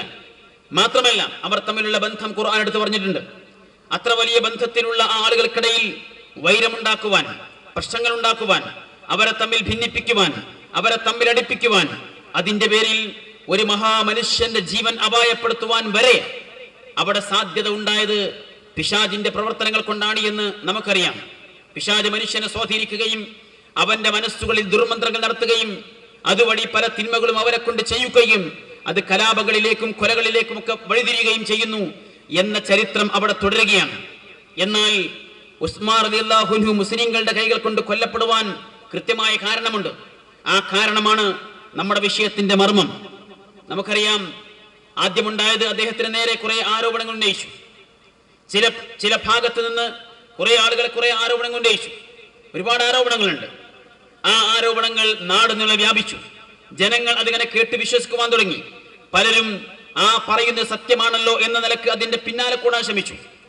ഈ സമയത്ത് ഏതാണ്ട് ആളുകളൊക്കെ ആ കാര്യങ്ങൾ വിശ്വസിക്കുകയും അംഗീകരിക്കുകയും വേണ്ടി വന്നാൽ ഉസ്മാൻ ഇബ്നു അഫ്ഫാനെതിരെ ഒരു കലാപം സൃഷ്ടിക്കുവാൻ മാത്രം കാതോർത്തിരിക്കുന്ന അവസ്ഥയിലേക്ക് സ്വഹാബികൾ അടങ്ങുന്ന ആളുകൾ മാറി വരികയും ചെയ്യുന്ന സന്ദർഭത്തിൽ വളരെ വൃദ്ധനായ ഒരു മനുഷ്യൻ, വളരെ വൃദ്ധനായ വയസ്സായ ഒരു മനുഷ്യൻ മദീന പള്ളിയിൽ കടന്നു വന്നു. എന്നിട്ട് ഉമർ ഇബ്നു ഖത്താബ് റളിയല്ലാഹു അൻഹുവിന്റെ മകൻ അബ്ദുല്ലാഹി ഇബ്നു ഉമറിനെ സമീപിച്ചുകൊണ്ട് ചില കാര്യങ്ങൾ ചോദിക്കുന്നു. അദ്ദേഹം ചോദിക്കുന്നത്, നമ്മുടെ ഖലീഫയെ കുറിച്ച് ഞങ്ങളുടെയൊക്കെ നാട്ടിൽ ചില കാര്യങ്ങൾ കേട്ടുകൊണ്ടിരിക്കുന്നുണ്ട്. ഞാനതിൻ്റെ വസ്തുത അറിയാൻ വേണ്ടി വന്നതാണ്. ഒരുപാട് കാര്യങ്ങൾ പ്രചരിപ്പിച്ചുകൊണ്ടിരിക്കുന്നുണ്ട്. ഞാനതിൻ്റെ നിജസ്ഥിതി അറിയാൻ വേണ്ടി വന്നതാണ്. നിങ്ങൾ എനിക്കത് പറഞ്ഞു തരണം എന്നാണ് ആവശ്യപ്പെടുന്നത്. ഈ വൃദ്ധനായ മനുഷ്യനോട് ഇബ്നു ഉമർ റളിയല്ലാഹു അൻഹു ചോദിച്ചു, എന്തൊക്കെയാണ് നിങ്ങൾ കേട്ടത്? എന്തൊക്കെയാണ് കാര്യങ്ങൾ? ഒന്ന് അറിയട്ടെ, അപ്പോഴല്ലേ വസ്തുത പറയാൻ പറ്റൂ. അങ്ങനെ അദ്ദേഹം ഓരോന്ന് പറഞ്ഞു. ഒന്നാമത്തെ ആരോപണം, ഉസ്മാൻ റളിയല്ലാഹു അൻഹു ബദർ യുദ്ധത്തിൽ പങ്കെടുത്തിട്ടില്ല എന്നാണ്. അദ്ദേഹത്തിന്റെ നാട്ടിൽ കേട്ടതും പ്രചരിപ്പിച്ചു അതാണ്. ഉസ്മാൻ റളിയല്ലാഹു അൻഹു ബദർ യുദ്ധത്തിൽ പങ്കെടുത്തിട്ടില്ല. ഈ ആരോപണം ശരിയാണോ എന്നാണ് ചോദ്യം. ഇബ്നു ഉമർ റളിയല്ലാഹു അൻഹു പറഞ്ഞു, ശരിയാണ്, ഉസ്മാൻ റളിയല്ലാഹു അൻഹു ബദർ യുദ്ധത്തിൽ പങ്കെടുത്തിട്ടില്ല. രണ്ടാമത്തെ ആരോപണം, അദ്ദേഹം ബൈഅത്തുർ റിദ്വാനിൽ പങ്കെടുത്തില്ല എന്നാണ്. ഇബ്നു ഉമർ റളിയല്ലാഹു അൻഹു പറഞ്ഞു, ശരിയാണ്, ഉസ്മാൻ റളിയല്ലാഹു അൻഹു ബൈഅത്തുർ റിദ്വാനിലും പങ്കെടുത്തിട്ടില്ല. മൂന്നാമത്തെ ആരോപണം, അദ്ദേഹം ചില യാത്രകളിൽ നമസ്കാരം ജംഉം കസറുമായി നിർവഹിക്കുക എന്ന ഇളവ് സ്വീകരിക്കുന്നില്ല. അപ്പോഴും ഇബ്നു ഉമർ റളിയല്ലാഹു അൻഹു പറഞ്ഞു, ശരിയാണ്, അദ്ദേഹം അങ്ങനെ ചില യാത്രകളിൽ ഇളവ് സ്വീകരിക്കാറില്ല. ഇങ്ങനെ ആരോപണങ്ങൾ എണ്ണി അവസാനം എണ്ണി നോക്കുമ്പോൾ 18 ആരോപണങ്ങളുണ്ട്. മുജാഹിദ് പ്രസ്ഥാനത്തിന്റെ പിളർപ്പിന് കാരണമായിരിക്കുന്ന ആരോപണങ്ങളും 18 എന്നുള്ളത് ഇതിന്റെ കൂടെ നമ്മൾ ചേർത്ത് വായിക്കുക. രണ്ടിനും ഒരുപാട് സാമ്യതകളുണ്ട്, എണ്ണത്തിലും വണ്ണത്തിലും സ്വഭാവത്തിലും രൂപത്തിലും ഭാവത്തിലുമെല്ലാം. ഞാനതാണ് പറഞ്ഞു വരുന്നത്. എന്നാൽ ആ 18 ആരോപണങ്ങളും അദ്ദേഹം കേട്ടു. ഇബ്നു ഉമർ റളിയല്ലാഹു അൻഹു അതിൽ പലതും ശരിയാണെന്ന് പറഞ്ഞു. ഇതിങ്ങനെ കേട്ട് ശരിയാണെന്ന് തോന്നിയപ്പോൾ ആ വൃദ്ധനായ മനുഷ്യൻ എഴുന്നേൽക്കുകയാണ്. ഇനി ഞാൻ തിരിച്ചു പോകുന്നു എൻ്റെ നാട്ടിലേക്ക്. ഈ പ്രചരിപ്പിച്ചുകൊണ്ടിരിക്കുന്ന ആളുകളുടെ കൂടെ കൂടി അവരുടെ കൂടെ എൻ്റെയും കൂടി ദൗത്യം നിർവഹിക്കാൻ, ഈ യാഥാർത്ഥ്യങ്ങൾ മനസ്സിലാക്കിയിട്ടില്ലാത്ത ആളുകളിലേക്ക് ഈ സത്യം എത്തിക്കാൻ ഞാൻ ഇറങ്ങുകയാണ് എന്ന് പറഞ്ഞുകൊണ്ട് ആ മനുഷ്യൻ എഴുന്നേൽക്കുന്നു. ഈ സന്ദർഭത്തിൽ ഇബ്നു ഉമർ റളിയല്ലാഹു അൻഹു പറഞ്ഞു, പോവാനായിട്ടില്ല, കുറച്ചുകൂടി കാര്യങ്ങൾ നമുക്ക് പറയാനുണ്ട്. നിങ്ങൾ പറഞ്ഞ പല വിഷയങ്ങളും സത്യമാണ്, പക്ഷേ അത് സത്യത്തിന്റെ ഒരു ഭാഗം മാത്രമാണ്. ആ സത്യങ്ങൾക്കൊക്കെ ഒരു മറുവശമുണ്ട്. എന്ന് പറഞ്ഞാൽ പൂർണ്ണമായ സത്യമല്ല, അർത്ഥസത്യങ്ങളാണ്. അപ്പോൾ ഇദ്ദേഹം ചോദിച്ചു, എന്താ നിങ്ങൾ പറഞ്ഞു വരുന്നത്? അതെ, എനിക്ക് പറയാനുണ്ട്. അങ്ങനെ ഇബ്നു ഉമർ റളിയല്ലാഹു അൻഹു ഓരോ ആരോപണങ്ങളുടെയും കെട്ടഴിച്ചു. ഒന്നാമത്തെ ആരോപണം, ഉസ്മാൻ റളിയല്ലാഹു അൻഹു ബദർ യുദ്ധത്തിൽ പങ്കെടുത്തിട്ടില്ല എന്നാണ്. നേർക്കുനേരെ പറഞ്ഞാൽ ശരിയാണ്, അദ്ദേഹം ബദർ യുദ്ധത്തിൽ പങ്കെടുത്തിട്ടില്ല. എന്നാൽ എന്താ വസ്തുത? ബദർ യുദ്ധത്തിന് വേണ്ടി സ്വഹാബികൾ ഒരുങ്ങുമ്പോൾ ഉസ്മാൻ റളിയല്ലാഹു അൻഹു യുദ്ധത്തിന് പോകാൻ വേണ്ടി വാളും പരിചയമെടുത്ത് പടയങ്കി അണിഞ്ഞ് രംഗത്ത് വന്നതാണ്. ഈ സമയത്ത് പടനായകനായ, സൈന്യാധിപനായ, രാഷ്ട്രത്തലവനായ റസൂലുള്ളാഹി സ്വല്ലല്ലാഹു അലൈഹി വസല്ലം അദ്ദേഹത്തെ വിലക്കി, താങ്കൾ ഇപ്പോൾ യുദ്ധത്തിൽ പങ്കെടുക്കാൻ പാടില്ല, താങ്കൾ യുദ്ധത്തിലേക്ക് പുറപ്പെടാൻ പാടില്ല. കാരണം താങ്കളുടെ ഭാര്യ രോഗബാധിതയായി മരണാസന്നയായി കിടക്കുകയാണ്. ഇപ്പോൾ താങ്കൾക്ക് നിർവഹിക്കുവാനുള്ള ജിഹാദ് താങ്കളുടെ ഭാര്യക്കുള്ള ശുശ്രൂഷയാണ്. അത് നിർവഹിക്കാൻ നിങ്ങൾ തിരിച്ചു പോകണം, താങ്കൾ യുദ്ധക്കളത്തിലേക്ക് ഇറങ്ങാൻ പാടില്ല എന്ന് റസൂൽ പറയുകയായിരുന്നു. അങ്ങനെ ഉസ്മാൻ അഫ്ഫാൻ റളിയല്ലാഹു അൻഹുവിനെ അല്ലാഹുവിന്റെ റസൂൽ തിരിച്ചയച്ചതാണ്. അതുകൊണ്ടാണ് അദ്ദേഹം യുദ്ധത്തിൽ പങ്കെടുത്തവരുടെ പട്ടികയിൽ വരാതെ പോയത്. എന്നിട്ട് ഇബ്നു ഉമർ റളിയല്ലാഹു അൻഹു പറയുന്നു, ബദർ യുദ്ധത്തിന് സ്വഹാബികൾ പോയി, യുദ്ധം കഴിഞ്ഞു, അവർ വിജയിച്ചു, ഗനീമത്ത് സ്വത്തുക്കളുമൊക്കെയായി സന്തോഷത്തോടു കൂടി തിരിച്ചു വരികയാണ്. ഈ സന്ദർഭത്തിൽ ഉസ്മാൻ റളിയല്ലാഹു അൻഹു തന്റെ ഭാര്യ റുഖിയ റളിയല്ലാഹു അൻഹ മരണപ്പെട്ട് ആ ഖബർസ്ഥാനിൽ അവസാനത്തെ മണ്ണിട്ടുകൊണ്ടിരിക്കുകയായിരുന്നു. ഇതാണ് ചരിത്രം. ഇത് താങ്കൾക്കറിയുമോ? ഈ വസ്തുത നിങ്ങളുടെ നാട്ടിൽ ഉസ്മാൻ റളിയല്ലാഹു അൻഹു യുദ്ധത്തിൽ പങ്കെടുത്തിട്ടില്ല എന്ന് പ്രചരിപ്പിക്കുന്ന ആരെങ്കിലും പറഞ്ഞിട്ടുണ്ടോ? ഇതൊക്കെയാണ് സത്യത്തിന്റെ പൂർണ്ണരൂപമെന്ന് അവരാരെങ്കിലും നിങ്ങൾ അറിയിച്ചിട്ടുണ്ടോ എന്നാണ് അദ്ദേഹം ചോദിക്കുന്നത്. ഈ വൃദ്ധനായ മനുഷ്യൻ പറഞ്ഞു, ഇല്ല, ഞങ്ങൾ അറിഞ്ഞിട്ടില്ല, ഞങ്ങളോട് ആരും പറഞ്ഞിട്ടില്ല. ഉസ്മാൻ റളിയല്ലാഹു അൻഹു ബദർ യുദ്ധത്തിൽ പങ്കെടുക്കാതിരിക്കുവാൻ ഇത്രയും വലിയൊരു കാരണമുണ്ട് എന്നും അതിന്റെ ചരിത്രം എന്നതാണ് എന്നും ഇവരാരും ഞങ്ങളുടെ നാട്ടിൽ പറഞ്ഞില്ല. മറിച്ച് ബദർ യുദ്ധത്തിൽ പങ്കെടുത്തിട്ടില്ല എന്ന് മാത്രമാണ് പറഞ്ഞത്. അപ്പോ ഒന്നാമത്തെ ആരോപണം അർത്ഥസത്യമാണ്. അസത്യങ്ങളെക്കാൾ അപകടമുണ്ടാക്കുന്ന അർദ്ധസത്യങ്ങൾ, അസത്യങ്ങളെക്കാൾ അപകടമുണ്ടാക്കുന്ന അർദ്ധസത്യങ്ങൾ, അതാണ് വസ്തുത. അത് ഈ മനുഷ്യനെ മനസ്സിലാവുകയാണ്. രണ്ടാമത്തെ ആരോപണം, ഉസ്മാൻ റളിയല്ലാഹു അൻഹു ബൈഅത്തുർ റിദ്വാനിൽ പങ്കെടുത്തിട്ടില്ല. ഇദ്ദേഹം ബൈഅത്തുർ റിദ്വാന്റെ ചരിത്രം പരിചയപ്പെടുത്തി കൊടുത്തു. എന്താ സംഭവം? പ്രവാചകരും സ്വഹാബികളും ഒരു യാത്രയിൽ ശത്രുക്കളാൽ തടയപ്പെട്ടു. ആ തടയപ്പെട്ട സന്ദർഭത്തിൽ ശത്രുപക്ഷത്തുള്ള ആളുകളുമായി ഒരു സന്ധി സംഭാഷണത്തിന് ഒരുങ്ങുകയാണ്. ആ സന്ധി സംഭാഷണത്തിന് വേണ്ടി ശത്രുക്കളിലേക്ക് പ്രവാചക തിരുമേനി പറഞ്ഞയച്ചത് ഉസ്മാൻ ബിൻ അഫ്ഫാനെയാണ്. പ്രതിനിധിയായി അദ്ദേഹത്തെ പറഞ്ഞയച്ചു സന്ധി സംഭാഷണത്തിന് വേണ്ടി. എന്നാൽ പ്രതീക്ഷിച്ച സമയം കഴിഞ്ഞിട്ടും അദ്ദേഹം തിരിച്ചു വന്നില്ല. ഈ സമയത്ത് മുസ്ലിംകൾക്കിടയിൽ ഒരു അഭ്യൂഹം പരന്നു, ഉസ്മാൻ റളിയല്ലാഹു അൻഹുവിനെ ശത്രുക്കൾ ചതിയിൽ കൊലപ്പെടുത്തിയിരിക്കുന്നു എന്ന്. അന്നത്തെ കാട്ടറബികളുടെ നീതി പോലും അത് അംഗീകരിക്കുന്നില്ല. കാരണം എത്ര വലിയ ശത്രുതയുള്ള ഗോത്രങ്ങളാണെങ്കിലും സന്ധി സംഭാഷണത്തിന് വേണ്ടി പുറപ്പെട്ടാൽ അങ്ങനെ വന്നു ചേരുന്ന എതിർ കക്ഷികളിലുള്ള പ്രതിനിധികളെ മാന്യമായി സ്വീകരിക്കുകയും ആ സന്ധി സംഭാഷണം വിജയിച്ചാലും പരാജയപ്പെട്ടാലും ഈ പ്രതിനിധികളെ മാന്യമായി തിരിച്ചയക്കുകയും ചെയ്യുക എന്നുള്ളത് അന്നത്തെയും നീതിയാണ്. എന്നാൽ ആ നീതിയും അതിലംഘിക്കപ്പെട്ടിരിക്കുന്നുവെന്നും ഉസ്മാൻ റളിയല്ലാഹു അൻഹുവിനെ അവർ ചതിയിൽ കൊലപ്പെടുത്തിയിരിക്കുന്നു എന്നുമാണ് പ്രവാചക തിരുമേനിയും സ്വഹാബികളും കേൾക്കുന്നത്. പ്രവാചക തിരുമേനി സ്വഹാബികളെ വിളിച്ചു. ഈ ഒരു സന്ദർഭത്തിൽ നമ്മൾ പ്രതികരിക്കണം, വേണ്ടി വന്നാൽ അവരോട് യുദ്ധം ചെയ്യണം, അതിന് നമ്മൾ ഒരുങ്ങണം. ആ ഒരു സാഹചര്യത്തിൽ എന്നോട് സഹകരിക്കുവാൻ, എന്റെ കൂടെ നിൽക്കുവാൻ, ശത്രുപക്ഷത്തോട് വേണ്ടി വന്നാൽ ജീവൻ കൊടുത്ത് പൊരുതുവാൻ തയ്യാറുള്ള ആളുകൾ എന്റെ കൈ പിടിച്ചുകൊണ്ട് ബൈഅത്ത് ചെയ്യണം എന്ന് പ്രവാചക തിരുമേനി പറയുകയാണ്. സ്വഹാബികൾ ഓരോരുത്തർ വന്ന് പ്രവാചക തിരുമേനിയുടെ കൈ പിടിച്ചുകൊണ്ട് ബൈഅത്ത് ചെയ്തു. എന്താ കാരണം? ഉസ്മാൻ റളിയല്ലാഹു അൻഹു കൊല്ലപ്പെട്ടിരിക്കുന്നു എന്നാണ് കേൾക്കുന്നത്. അതിന്റെ പേരിലാണ് ഈ പ്രശ്നം, അതിനാണ് ബൈഅത്ത്. എന്നാൽ അവസാനം ഓരോ സ്വഹാബികളും വന്ന് കൈപിടിച്ച് ബൈഅത്ത് ചെയ്ത് അത് പൂർത്തീകരിക്കുമ്പോ റസൂലുള്ളാഹി പറഞ്ഞു, അഥവാ ഉസ്മാൻ എവിടെയെങ്കിലും ജീവിച്ചിരിപ്പുണ്ടെങ്കിൽ, അദ്ദേഹം കൊല്ലപ്പെട്ടിട്ടില്ലെങ്കിൽ ഈ ബൈഅത്തിന്റെ, ഈ കരാറിന്റെ പുണ്യം ആ മഹാനുഭാവന് ലഭിക്കണം, ഉസ്മാന് ലഭിക്കണം. അതിനുവേണ്ടി ഞാനിതാ എന്റെ കൈകൾ കൂട്ടിവെക്കുന്നു എന്ന് പറഞ്ഞ് പ്രവാചക തിരുമേനി തന്റെ രണ്ട് കൈകളും ചേർത്ത് വെക്കുന്നത് ചരിത്രത്തിൽ കാണാൻ കഴിയും. ഇബ്നു ഉമർ റളിയല്ലാഹു അൻഹു ചോദിച്ചു ഈ മനുഷ്യനോട്, ഇതാണ് വസ്തുത എന്ന് നിങ്ങൾക്കറിയുമോ? ഇതാണ് സംഗതി എന്ന് നിങ്ങൾക്കറിയുമോ? ഉസ്മാൻ ബിൻ അഫ്ഫാൻ സ്ഥലത്തില്ലാതിരിക്കുകയും അദ്ദേഹത്തെ ശത്രുക്കൾ കൊല ചെയ്തിരിക്കുന്നു എന്ന് കേൾക്കുകയും ചെയ്യുമ്പോൾ അതിനോട് പ്രതികരിക്കുവാനും പ്രതിരോധിക്കുവാനുമാണ് ബൈഅത്തുർ റിദ്വാൻ ഉണ്ടായതെങ്കിൽ അതിൽ ഉസ്മാൻ റളിയല്ലാഹു അൻഹു പങ്കെടുത്തിട്ടില്ല എന്ന് പറയുന്നത് അർദ്ധസത്യത്തെയും കവച്ചു വെക്കുന്ന അപകടമാണ് എന്നാണ് സൂചിപ്പിച്ചത്. ഇങ്ങനെ 18 ആരോപണങ്ങൾക്കും ഇബ്നു ഉമർ റളിയല്ലാഹു അൻഹു അതിന്റെ നിജസ്ഥിതി വെളിപ്പെടുത്തി കൊടുത്തു. ഇതാണ് വസ്തുതകൾ, ഇതാണ് സംഗതികൾ. ഇതിങ്ങനെ കേട്ടപ്പോ ആ വൃദ്ധനായ മനുഷ്യൻ തേങ്ങിക്കരയുകയാണ്, കണ്ണുനീർ ധാരധാരയായി ഒഴുക്കിക്കൊണ്ടിരിക്കുകയാണ്. എന്നിട്ട് ആ മനുഷ്യൻ എഴുന്നേൽക്കുന്നത് തന്റെ നാട്ടിലേക്കാണ്. ഒന്നിനുമല്ല, ഈ തെറ്റിദ്ധാരണകൾ അകപ്പെട്ടിരിക്കുന്ന, ഈ ആരോപണങ്ങൾ കേട്ട് അതാണ് സത്യമെന്ന് കരുതിയിരിക്കുന്ന ആളുകളെ പിന്തിരിപ്പിക്കാൻ, അവരെ യാഥാർത്ഥ്യത്തിലേക്ക് തിരിച്ചു വിളിക്കാൻ, നിങ്ങൾ കേട്ടിരിക്കുന്ന ആരോപണങ്ങളുടെ വസ്തുത ഇന്നതാണെന്ന് പറഞ്ഞു കൊടുക്കുവാൻ ആ വൃദ്ധനായ മനുഷ്യൻ തന്റെ നാട്ടിലേക്ക് പുറപ്പെടുകയാണ്. പക്ഷേ അദ്ദേഹം നാട്ടിലേക്ക് എത്തിയില്ല. അതിനു മുമ്പേ നേരത്തെ ആരോപണങ്ങളെ വിശ്വസിച്ചിരിക്കുന്ന ആളുകൾ അവർ കലാപകാരികളായി മാറിയിരുന്നു. അവർ ഉസ്മാൻ ബിൻ അഫ്ഫാൻ റളിയല്ലാഹു അൻഹുവിന്റെ വീട് വളയുകയും അദ്ദേഹത്തിന്റെ വാതിൽ ചവിട്ടിപ്പൊളിക്കുകയും ഖുർആൻ ഓതിക്കൊണ്ടിരുന്ന ആ മഹാനുഭാവനെ നെഞ്ചിൽ കുത്തി അദ്ദേഹത്തെ മലർത്തിയടിച്ച് അതിക്രൂരമായി നെഞ്ചിൽ കഠാരിയിറക്കി ആ മഹാനുഭാവനെ കൊലപ്പെടുത്തുകയും ചെയ്തു കഴിഞ്ഞിരുന്നു. ഞാൻ സൂചിപ്പിച്ചത് ഇത് ചരിത്രത്തിലെ ഒരു ചെറിയ ഏട് മാത്രമാണ്, ഒരധ്യായം മാത്രമാണ്. ഒരുപാട് പാഠങ്ങൾ എല്ലാ കാലത്തെയും മുസ്ലിം സമൂഹത്തിന് നൽകുന്ന സങ്കടകരമായിരിക്കുന്ന ഏട്. ഈ വസ്തു നമ്മൾ പരിശോധിക്കുക. എന്താ നഷ്ടപ്പെട്ടത്? ഉസ്മാൻ ബിൻ അഫ്ഫാൻ തന്റെ ജീവൻ നഷ്ടപ്പെട്ടു. മുസ്ലിം സമൂഹത്തിന് അതുവരെ നിലനിന്നു പോന്നിരിക്കുന്ന ഇസ്സത്ത് തകർന്നു. ചരിത്രപരമായി മുസ്ലിങ്ങൾ കൊള്ളരുതാത്തവരും അതുപോലെ അപകടകാരികളുമാണ് എന്ന് അവരെ കുറിച്ച് പറയാൻ ഒരു അവസരമുണ്ടായി. എന്തായിരുന്നു കാരണം? ചില തൽപര കക്ഷികൾ പ്രചരിപ്പിച്ചിരിക്കുന്ന കാര്യങ്ങൾ സത്യമാണോ അസത്യമാണോ, അർദ്ധസത്യങ്ങളാണോ, ഇതിന് യാഥാർത്ഥ്യമുണ്ടോ, ഇത് വസ്തുതാപരമാണോ എന്ന് ആലോചിക്കുവാനും അന്വേഷിക്കുവാനും ശ്രമിക്കാതെ കേട്ട ബാധി കേൾക്കാത്ത ബാധി അതിന്റെ പിന്നാലെ ഓടുവാൻ നിഷ്കളങ്കരായ ആളുകൾ വരെ രംഗത്തുണ്ടായപ്പോ ആ ഒരു ആരോപണ ചുമതല ഏറ്റെടുത്തിരിക്കുന്ന ആളുകൾ വിജയം കാണുകയായിരുന്നു. അതാണ് ഉസ്മാൻ ബിൻ അഫ്ഫാൻ റളിയല്ലാഹു അൻഹുവിന് സംഭവിച്ചത്. അതാണ് ചരിത്രത്തിൽ മുസ്ലിം സമൂഹത്തിൽ സംഭവിച്ചിരിക്കുന്ന ഏറ്റവും വലിയ അപജയം. ആലോചിക്കുക, അവിടെ നിന്ന് അങ്ങോട്ടുള്ള ഇസ്ലാമിക ചരിത്രം അത്ര സുഖകരമല്ല, സന്തോഷകരമല്ല എന്ന് മനസ്സിലാക്കുക.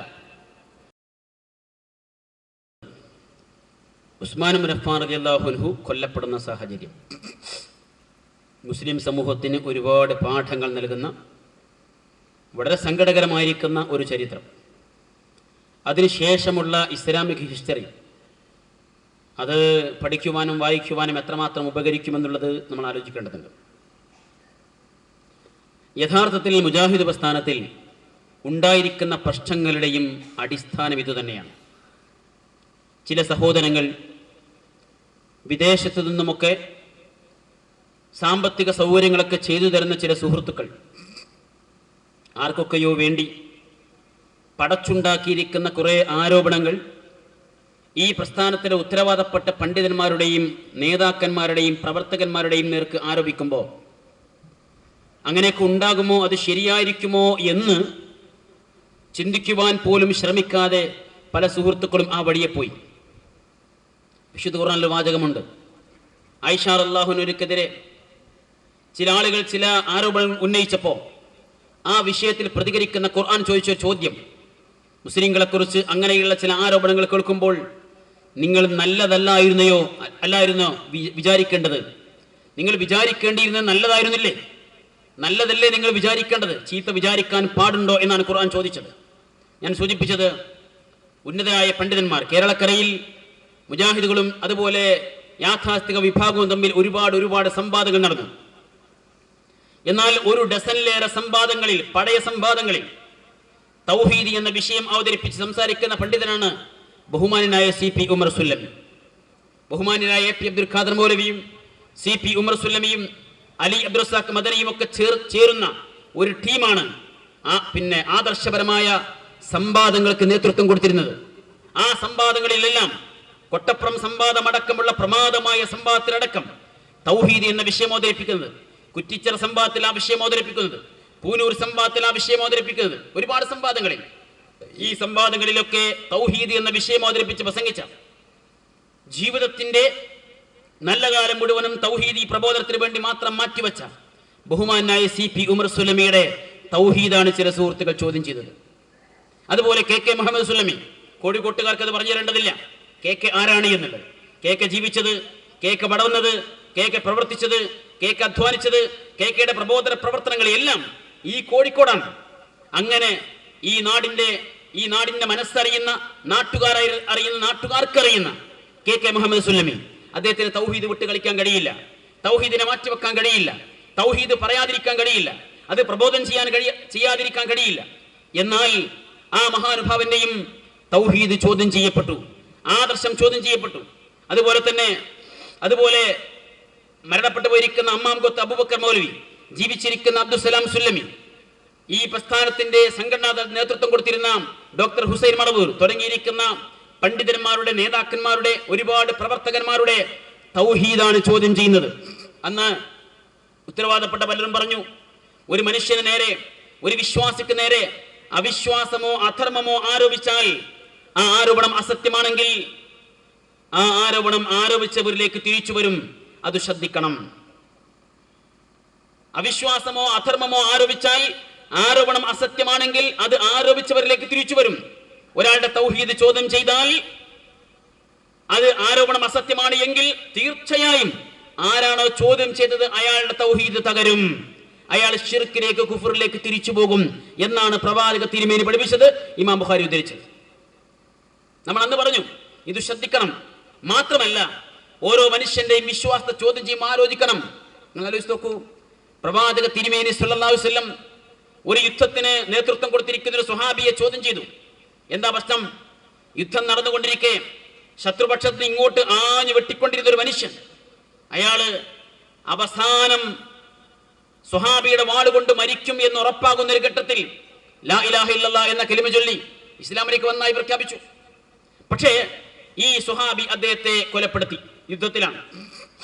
പ്രവാചക തിരുമേനി സല്ലല്ലാഹു അലൈഹി വസല്ലം സ്വഹാബിയോട് ചോദിക്കുന്നു, നിങ്ങൾ എന്തിനാണ് ലാ ഇലാഹ ഇല്ലല്ലാഹ് എന്ന് ചൊല്ലിയ ശേഷം, അഥവാ ഇസ്ലാമിലേക്ക് കടന്നു വന്ന ശേഷം, ശത്രുത അവസാനിപ്പിച്ചു എന്ന് പ്രഖ്യാപിച്ച ശേഷം നിങ്ങൾ എന്തിനാണ് അദ്ദേഹത്തെ കൊലപ്പെടുത്തിയത് എന്നാണ് ചോദിക്കുന്നത്.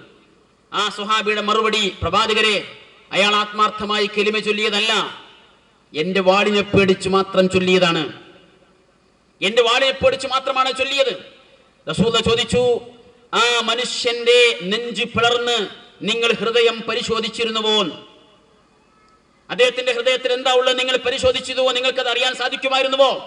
എന്തിനാണ് നിങ്ങൾ ചെയ്തത് എന്ന് ആ സുഹാബിയെ തിരുത്തുകയാണ്. എന്തായാലും അർത്ഥം, ഒരു ജീവിതകാലം മുഴുവനും ഇസ്ലാമിനെയും മുസ്ലിങ്ങളെയും ആക്രമിക്കുവാനും എതിർക്കുവാനും തോൽപ്പിക്കുവാനും വേണ്ടി മാത്രം വിനിയോഗിച്ചിരിക്കുന്ന ഒരു മനുഷ്യൻ ആ മനുഷ്യന്റെ അവസാനത്തെ ശ്വാസത്തിന് മുമ്പ് ചൊല്ലിയിരിക്കുന്ന അഷ്ഹദു അല്ലാ ഇലാഹ ഇല്ലല്ലാഹ് വ അഷ്ഹദു അന്ന മുഹമ്മദ് റസൂലുള്ളാഹ് എന്ന കലിമയിൽ നിങ്ങൾ സംശയം പ്രകടിപ്പിക്കരുത് എന്ന് പ്രവാചക തിരുമേനി ഉത്തമ സമൂഹമായിരിക്കുന്ന സ്വഹാബത്തിനെ ഓർമ്മപ്പെടുത്തിയെങ്കിൽ ഒരു ജീവിതകാലം മുഴുവനും തൗഹീദി പ്രബോധനത്തിന് വേണ്ടി മാറ്റിവെച്ചിരിക്കുന്ന ഉന്നതന്മാരായ പണ്ഡിതന്മാരുടെ നേതാക്കന്മാരുടെ തൗഹീദിനെ, ആദർശത്തെ, വിശ്വാസത്തെ സംശയത്തോടെ നോക്കിക്കാണുകയും അതിനെ ചോദ്യം ചെയ്യുകയും ചെയ്യുമ്പോ അതിന്റെ ഗൗരവം, അതിന്റെ പ്രാധാന്യം ആലോചിക്കണമെന്ന് മാത്രമാണ് മുജാഹിദ് പണ്ഡിതന്മാരും നേതാക്കന്മാരും പ്രവർത്തകന്മാരും ഇങ്ങനെയുള്ള ആരോപകന്മാരോട് അന്ന് ശ്രദ്ധയിൽപ്പെടുത്തിയത്. പക്ഷേ അതവർ ചെവിക്കൊണ്ടില്ല, അതവർ അംഗീകരിച്ചില്ല, അതവർ ഉൾക്കൊള്ളാൻ തയ്യാറായില്ല. അവർ അവരുടെ പ്രവർത്തനങ്ങളുമായി മുന്നോട്ട് പോയി. അവസാനം പ്രസ്ഥാനം ഒരു പിളർപ്പിന്റെ വക്കിലേക്കെത്തി. ആ പിളർപ്പിന് വേണ്ടി കുറെ കാരണങ്ങൾ പടച്ചുണ്ടാക്കി. ആ പടച്ചുണ്ടാക്കിയ കാരണങ്ങളാണ് ഞാൻ നേരത്തെ സൂചിപ്പിച്ചിരിക്കുന്ന ആദർശ വ്യതിയാനം എന്ന പേരിൽ കുറച്ചുകാലം ഇവിടങ്ങളിലൊക്കെ ഓടി നടന്നിരിക്കുന്ന ഒരു വിഷയം. പക്ഷേ അതുമായി കുറച്ചുകാലം മുന്നോട്ട് പോയെങ്കിലും അന്നേ നമ്മൾ അവരുടെ ശ്രദ്ധയിൽപ്പെടുത്തി, നിങ്ങൾ ഈ പോകുന്നത് തൗഹീദ് സ്ഥാപിക്കുവാനല്ല, തൗഹീദ് തകർക്കുവാനാണ്, തൗഹീദ് പൊളിക്കുവാനാണ്, ആദർശം തകർക്കുവാനാണ്. ആദർശ വ്യതിയാനം ആരോപിച്ചുകൊണ്ട് ആദർശരാഹിത്യത്തിലേക്ക് പോകുവാനുള്ള ചുവടുവെപ്പാണ് നിങ്ങൾ നടത്തിക്കൊണ്ടിരിക്കുന്നത് എന്ന് അന്ന് കുവൈത്തിൽ നിന്നിറങ്ങിയിരിക്കുന്ന ഒരു പ്രസിദ്ധീകരണം ഉയർത്തിപ്പിടിച്ചുകൊണ്ട് നമ്മൾ അന്ന് ശ്രദ്ധയിൽപ്പെടുത്തിയിരുന്നു. പക്ഷേ അത് ശ്രദ്ധിക്കുവാനോ, അത് കാണുവാനോ, അത് മനസ്സിലാക്കുവാനോ, ചെവിക്കൊടുക്കുവാനോ അത്തരം ആളുകൾ തയ്യാറായില്ല.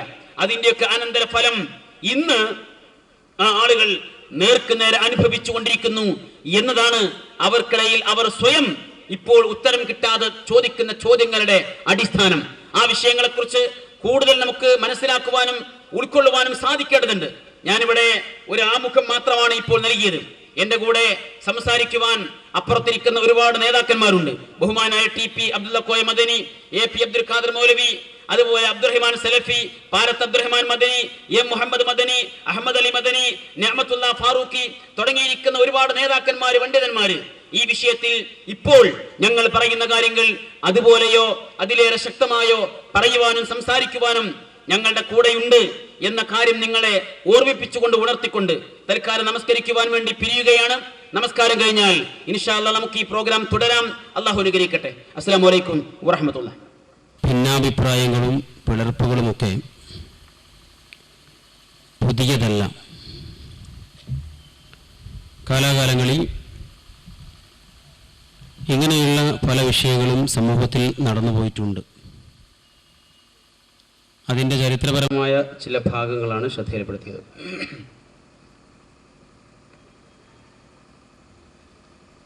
മുജാഹിദ് പ്രസ്ഥാനത്തിലും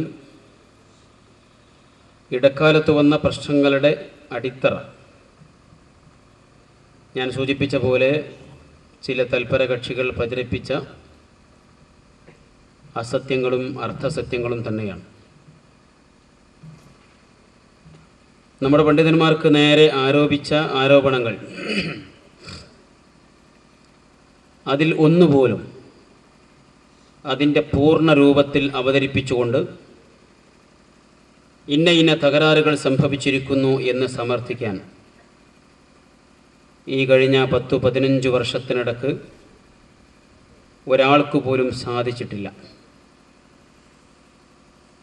ഒരു വിഷയം പോലും ആ നിലക്ക് സമർത്ഥിക്കാൻ കഴിഞ്ഞിട്ടില്ല. 18 ആരോപണങ്ങളാണ് കേരള ജമിയത്തുൽ ഉലമയുടെ മുമ്പിൽ അവർ പ്രബന്ധത്തിലൂടെ എഴുതി കൊടുത്തത്.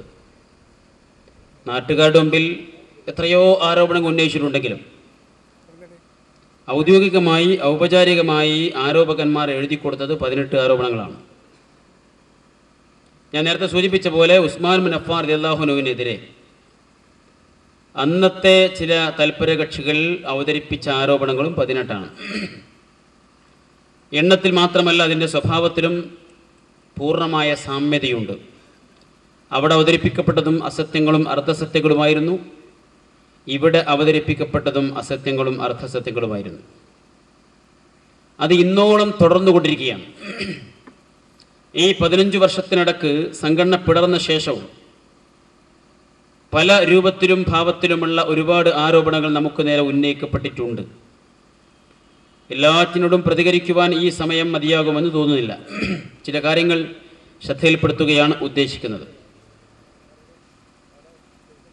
നമുക്കറിയാം, ഹുസൈൻ മടവൂരാണെങ്കിലും CP ഉമർ സുല്ലമിയാണെങ്കിലും KK മുഹമ്മദ് സുല്ലമിയാണെങ്കിലും നമ്മുടെ ഏത് പണ്ഡിതന്മാർക്ക് നേരെയും ഇവർ ആരോപിച്ച ഒരു വിഷയവും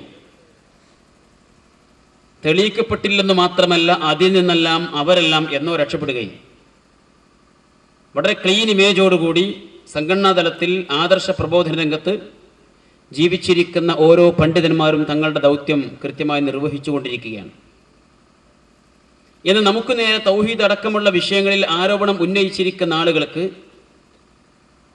ഇന്ന് എന്താണ് തൗഹീദ്, എന്താണ് ഇസ്ലാഹി പ്രസ്ഥാനത്തിൻ്റെ ആദർശം എന്ന് കൃത്യമായും കണിശമായും സമൂഹത്തിൻ്റെ മുമ്പിൽ ഉറക്കെ പറയുവാൻ പോലുമുള്ള അവസരങ്ങൾ നഷ്ടപ്പെട്ടുകൊണ്ടിരിക്കുകയാണ്. യാഥാസ്ഥിക വിഭാഗം ആളുകൾ ചോദിക്കുന്നുണ്ട്, നിങ്ങൾ എന്തിനാണ് ഞങ്ങൾക്ക് നേരെ ആരോപണം ഉന്നയിക്കുന്നത്? ഞങ്ങൾ മരിച്ചുപോയ മഹാത്മാക്കളെ വിളിച്ചു തോടുന്നു, മരിച്ചുപോയ മഹാത്മാക്കൾ നേർക്കുനേരെ വന്ന് സഹായം ചെയ്യും എന്നൊന്നും ഞങ്ങൾക്ക് അഭിപ്രായമില്ല. മറഞ്ഞ വഴിയിലൂടെ, അഭൗതികമായ മാർഗത്തിലൂടെ, കാര്യകാരണ ബന്ധങ്ങൾക്ക് അതീതമായി നമുക്കറിയാത്ത വഴിയിലൂടെ അവർ നമ്മളെ സഹായിക്കും എന്നാണ് ഞങ്ങൾ വിശ്വസിക്കുന്നത്. അത് അവർക്ക് അള്ളാഹു കൊടുത്ത കഴിവുകൾ കൊണ്ട് സഹായിക്കും എന്നാണ് ഞങ്ങൾ വിശ്വസിക്കുന്നത്. എന്നാൽ ഞങ്ങളെ ആക്ഷേപിച്ചുകൊണ്ടിരിക്കുന്ന, ഞങ്ങൾക്ക് നേരെ ശിർക്ക് ആരോപിച്ചുകൊണ്ടിരിക്കുന്ന നിങ്ങൾ ജിന്നുകളോടും മലക്കുകളോടും സഹായം തേടാമെന്ന് വാദിച്ചുകൊണ്ടിരിക്കുകയാണ്. ജിന്നുകൾ സഹായിക്കുമെന്ന് നിങ്ങൾ വിശ്വസിക്കുന്നത് നേർക്കുനേരെ വന്നുകൊണ്ട് സഹായിക്കും എന്നല്ല, മറിച്ച് മറഞ്ഞ വഴിയിലൂടെ, അഭൗതികമായ അദൃശ്യമായ മാർഗത്തിലൂടെ, നമുക്കറിയാത്ത വഴിയിലൂടെ അവർ നമ്മെ സഹായിക്കുമെന്നാണ്. അള്ളാഹു അവർക്ക് കൊടുത്തിരിക്കുന്ന കഴിവുകൾ കൊണ്ട് അവർ നമ്മെ സഹായിക്കുമെന്നാണ് നിങ്ങളും വാദിച്ചുകൊണ്ടിരിക്കുന്നത്. ഞങ്ങൾ ഒരു പ്രദേശത്തുള്ള മരിച്ചുപോയ മഹാനെ വിളിച്ചു തേടുമ്പോൾ നിങ്ങൾ ആ പ്രദേശത്തുള്ള ജിന്നുകളെ വിളിച്ചു തേടാം എന്ന് വാദിച്ചുകൊണ്ടിരിക്കുന്നു. ഞങ്ങളും നിങ്ങളും തമ്മിൽ എന്താണ് അഭിപ്രായ വ്യത്യാസം എന്നാണ് ഇവിടെയുള്ള യാഥാസ്ഥിക വിഭാഗം ഇവരോട് ചോദിച്ചുകൊണ്ടിരിക്കുന്നത്. ഒരുപാട് സ്ഥലങ്ങളിൽ ആ ചോദ്യത്തിന് മുമ്പിൽ ഉത്തരം കിട്ടാതെ പതറുകയും പ്രസ്ഥാനത്തിന് ചീത്തപ്പേരും നാണക്കേടും ഉണ്ടാക്കുകയും ചെയ്തു എന്നുള്ളത് ഈ കഴിഞ്ഞ 1-2 വർഷങ്ങളായി നമ്മൾ നന്നായി കാണുന്ന, അറിയുന്നൊരു വസ്തുതയാണ്. ഞാൻ സൂചിപ്പിച്ച പോലെ 1999 ഏപ്രിൽ മാസം കുവൈത്ത് ഇഹിയാ തുറാസിന്റെ വകയായി അവിടെ നിന്ന് ഇങ്ങോട്ട് പണം നൽകുന്നതിൽ ഒരു ഏജന്റായി പ്രവർത്തിച്ചുകൊണ്ടിരിക്കുന്ന ബഹുമാന്യ സുഹൃത്ത് PN അബ്ദുൽ ലത്തീഫ് മദനി മുഖേന കേരളക്കരയിൽ കോഴിക്കോട് മുജാഹിദ് സെന്റർ വഴി നമ്മുടെ പണ്ഡിതന്മാർക്കും സ്ഥാപനങ്ങൾക്കും അയച്ചു കൊടുത്തിരിക്കുന്ന അൽ ഫുർഖാൻ എന്ന മാസിക, അതിൻ്റെ മുഖചിത്രം ഒരു ഖുർആനും 2 കുപ്പികളും വെച്ചുകൊണ്ടാണ്. 99 ഏപ്രിൽ മാസം സംഘടന പിളർന്നിട്ടില്ല. സംഘടനാ രംഗത്ത് ആദർശ വ്യതിയാന ആരോപണം ഔപചാരികമായി ഔദ്യോഗികമായി തുടക്കം കുറിക്കുന്നത് 99 മെയ് 13-നാണ്.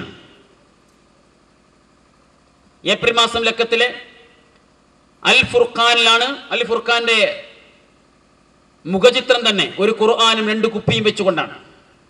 ഒരു കുപ്പിയിൽ വെള്ളമാണ്, മറ്റൊരു കുപ്പിയിൽ എണ്ണയാണ്. ഖുർആന്റെ കൂടെ കുപ്പിയും വെള്ളവും എണ്ണയും ഒക്കെ വെച്ചുകൊണ്ടുള്ളൊരു പദ്ധതി അതിൻ്റെ ഉള്ളിൽ പറയുന്നുണ്ട്. ഖുർആൻ തെറാപ്പി എന്ന പേരിൽ പല രോഗങ്ങൾക്കുമുള്ള ചികിത്സയുടെ ഭാഗമാണത്, മന്ത്രം. ഇപ്പൊ ഇടക്കാലത്ത് ഈ അവസാനം 10 കൊല്ലം കഴിഞ്ഞിട്ട്, 10 അല്ല 12 കൊല്ലം കഴിഞ്ഞിട്ട് ഇപ്പോൾ ഇവർ എഴുതിയുണ്ടാക്കിയിരിക്കുന്ന ചില കടലാസുകളിൽ അത് പറഞ്ഞു, ജിന്നുബാധയുണ്ടാകും എന്നത് യാഥാർത്ഥ്യമാണ്.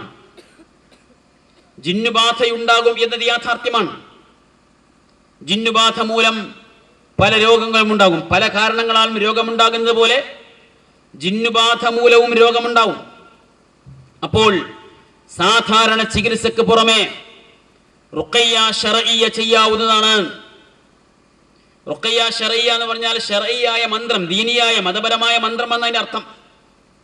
പക്ഷേ ആ മന്ത്രത്തിന്റെ പേരിലാണ് ഒരുപാട് തന്ത്രങ്ങളും തട്ടിപ്പുകളും എല്ലാ കാലഘട്ടത്തിലും നടന്നിട്ടുള്ളത്. ഇന്നും നടന്നുകൊണ്ടിരിക്കുന്നത് അങ്ങനെയൊക്കെ തന്നെയാണ്. ഞാൻ സൂചിപ്പിച്ചത്, അന്ന് അൽ ഫുർഖാൻ എഴുതിയത് 4-5 വർഷങ്ങൾ കൊണ്ട് പ്രസ്ഥാനത്തിനകത്ത് മെല്ലെ മെല്ലെ നടപ്പിലാക്കുകയായിരുന്നു.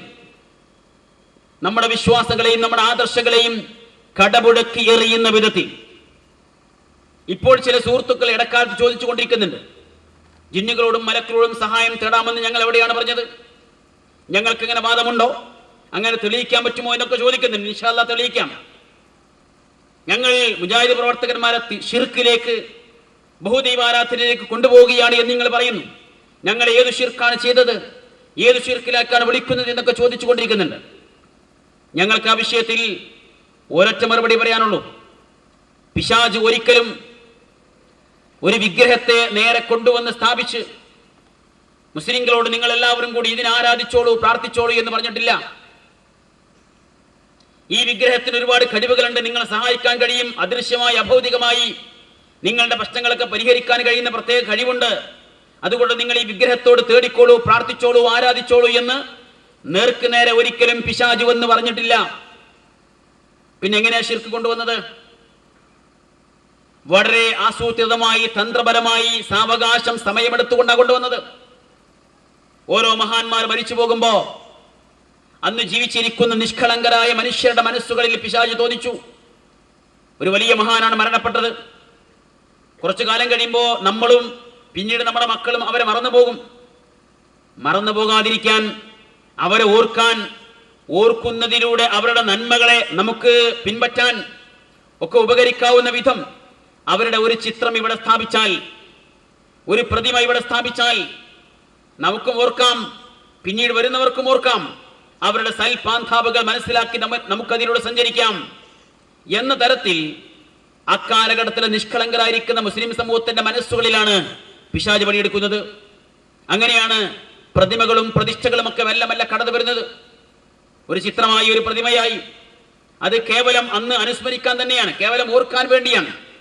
പിന്നെ പിന്നെ ആ പ്രതിമ സ്ഥാപിച്ചവരും അതിന്റെ പിന്നിൽ പ്രവർത്തിച്ചവരുമൊക്കെ ഈ ലോകത്തൊരുവിടെ പറയുമ്പോ കടന്നു വരുന്ന തലമുറ ആലോചിക്കുന്നത് ആയിരക്കണക്കിന്, പതിനായിരക്കണക്കിന് മനുഷ്യന്മാർ മരണപ്പെട്ടു പോയി, എന്നിട്ട് അവരുടെ ഒന്നും പ്രതിമകളും പ്രതിഷ്ഠകളും ഇവിടെ ഇല്ല. എന്നാൽ ഈ ഒരു മനുഷ്യന്റെ പ്രതിമ സ്ഥാപിക്കുവാൻ എന്തോ പ്രത്യേക കാരണമുണ്ടാകും. ആ കാരണം അവർ സ്വയം മെനഞ്ഞെടുക്കുകയാണ്. അങ്ങനെയാണ് അവർ ആ പ്രതിമയോട് പ്രത്യേകമായ അടുപ്പം കാണിക്കുന്നതും അതിൽ നിന്ന് എന്തൊക്കെയോ ഭയപ്പെടുന്നതും പ്രതീക്ഷിക്കുന്നതും. മെല്ലെ മെല്ലെ സാവകാശം 10 കൊല്ലം കൊണ്ടോ 100 കൊല്ലം കൊണ്ടോ ഒക്കെ അവർ അതിനെ ആരാധിക്കുന്ന, നേർക്കുനേരെ ആരാധിക്കുന്ന, പൂജിക്കുന്ന, വഴിപാടുകൾ സമർപ്പിക്കുന്ന യഥാർത്ഥ മുശ്രിക്കുകളായി മാറുകയാണ്. വർഷങ്ങൾ കൊണ്ട്, സാവകാശം, സമയമെടുത്തുകൊണ്ടാണ് പിശാച് ഷിർക്കിലേക്ക് മുസ്ലിം സമൂഹത്തെ കൊണ്ടുപോവുക. എളുപ്പത്തിൽ കഴിയുന്ന ഈ ഭാഗത്ത് അങ്ങനെ പഴപ്പിക്കില്ല എന്നല്ല, പഴപ്പിക്കും. പക്ഷേ പൊതുവിൽ അങ്ങനെയാണ്. നമുക്കറിയാം, വിഗ്രഹാരാധനക്കെതിരെ ഏറ്റവും ശക്തമായി പ്രതികരിച്ചിരിക്കുന്ന, അതിനെതിൽ ഒരു ആയുഷ്കാലം ഒഴിഞ്ഞു വെച്ചിരിക്കുന്ന മഹാനായ പ്രവാചകനാണ് ഇബ്രാഹിം നബി അലൈഹി സ്വലാത്തു വസ്സലാം. പക്ഷേ ഏകദൈവാരാധനയ്ക്ക് വേണ്ടി അദ്ദേഹത്തിന്റെയും മകന്റെയും കരങ്ങൾ കൊണ്ട് പടുത്തുയർത്തിയിരിക്കുന്ന ലോകത്തിലെ ഒന്നാമത്തെ ഭവനം പരിശുദ്ധ കഅബ. ആ കഅബാലയത്തിനകത്ത് അതേ ഇബ്രാഹിം നബിയുടെ വിഗ്രഹത്തെ ഉണ്ടാക്കി വെച്ച് ആരാധിക്കുന്ന അവസ്ഥയിലേക്ക് അദ്ദേഹത്തിന്റെ അനുയായികൾ എന്ന് പറയപ്പെടുന്നവർ കടന്നു വന്നു, മാറി. അവർക്ക് വ്യതിചലനം സംഭവിച്ചു. അത് ഒരു ദിവസം കൊണ്ടും, ഒരാഴ്ച കൊണ്ടും, ഒരു മാസം കൊണ്ടും, ഒരു വർഷം കൊണ്ടുമൊന്നുമല്ല. സകല വിഗ്രഹങ്ങൾക്കും എതിരെ പ്രതികരിച്ച ഒരു മനുഷ്യന്റെ തന്നെ വിഗ്രഹമുണ്ടാക്കിയിട്ട് അതിനെ ആരാധിക്കുന്ന അവസ്ഥയിലേക്ക് അദ്ദേഹത്തിന്റെ അനുയായികൾ എന്ന് അവകാശപ്പെടുന്നവർ മാറിയെങ്കിൽ പിശാച് മെല്ലെ മെല്ലെയാണ് പണിയെടുക്കുക. ഞങ്ങൾ അത്രേ പറഞ്ഞുള്ളൂ. തൗഹീദ് ഈ പ്രസ്ഥാനത്തിനകത്ത് ഇന്ന് സജീവമായി പ്രവർത്തിച്ചു കൊണ്ടിരിക്കുന്ന ആളുകളെ ഒറ്റടിക്ക് ഇത് ഷിർക്കാകുന്നു, നിങ്ങൾ ഈ ഷിർക്ക് ചെയ്യണം എന്നാരും എന്ന് പറഞ്ഞാലും അവർ സ്വീകരിക്കില്ല. അതിന് ചില പ്രത്യേകമായിരിക്കുന്ന മറിമായങ്ങൾ കാണിക്കണം. മെല്ലെ മെല്ലെ, സാവകാശം, ചില പ്രത്യേക വാദഗതികളൊക്കെ ഉന്നയിക്കണം. അങ്ങനെ കൊണ്ടുവരാൻ കഴിയുള്ളൂ. അങ്ങനെയാണ് കൊണ്ടുവന്നതും. നമുക്കറിയാം, പ്രസ്ഥാനത്തെ പിളർത്തിയ ശേഷം പിന്നെ ചെയ്ത പണി എന്താ? നമുക്ക് നേരെ പുതിയ ഒരുപാട് ആരോപണങ്ങൾ ഉന്നയിച്ചു. ആരോപണങ്ങളിൽ ഇടക്കാലത്ത് ഉയർന്നു വന്ന ഏറ്റവും വലിയ ആരോപണം നമ്മൾ ഹദീസ് നിഷേധികളാണ് എന്നാണ്. ഹദീസ് നിഷേധികളാണ് എന്ന് പറയുന്നത് ഈ പറയുന്നവർക്ക് ഹദീസുകളുള്ള താല്പര്യം കൊണ്ടാണ് എന്ന അഭിപ്രായം നമുക്കില്ല. അങ്ങനെയാണെങ്കിൽ നമ്മൾ ആലോചിക്കുക, നെഞ്ചത്തു കൈവച്ചു നമസ്കരിക്കുക എന്നത് മുജാഹിദ് പ്രസ്ഥാനത്തിന്റെ ആദർശമാണ്. എന്തുകൊണ്ട്? മുഹമ്മദ് മുസ്തഫ സല്ലല്ലാഹു അലൈഹി വസല്ലം നെഞ്ചത്തു കൈവച്ചാണ് നമസ്കരിച്ചത് എന്നതുകൊണ്ട്. എന്നാൽ നെഞ്ചത്തു കൈവച്ച് നമസ്കരിക്കുക എന്നതിന് സ്വഹീഹായി വന്നിരിക്കുന്ന ഒരു ഹദീസിന്റെ പിൻബലം മാത്രമാണത്. ഒറ്റ ഹദീസ്, അത് മതി, കർമ്മങ്ങൾക്ക് അത് മതി. എന്നാൽ ആ നെഞ്ചിനകത്തുള്ള മനസ്സിനെയും മനസ്സാക്ഷിയെയും വഞ്ചിച്ചുകൊണ്ട് കളവ് പറയരുത് എന്ന് പറയാൻ 1, 2, 4, 10 ഹദീസുകളല്ല നമുക്ക് വായിച്ചെടുക്കുവാൻ കഴിയുക. അതിനപ്പുറത്ത് ആയത്തുകളും, ഒരുപാട് ആയത്തുകളും ഒരുപാട് ഹദീസുകളും നിലനിൽക്കുന്ന ഒരു വിഷയമാണ്. സത്യമേ പറയാവൂ, അസത്യം പറയാൻ പാടില്ല. സത്യത്തിന്റെ സാക്ഷികളാവണം, സത്യത്തിന് കൂട്ടു നിൽക്കണം, സത്യത്തിന്റെ വക്താക്കളാവണം, സത്യത്തിന് വേണ്ടി ജീവിക്കണം, നിലകൊള്ളണം എന്നൊക്കെ ഖുർആനാണ് പറയുന്നത്, പിറകെ ഹദീസുകളാണ് പറയുന്നത്.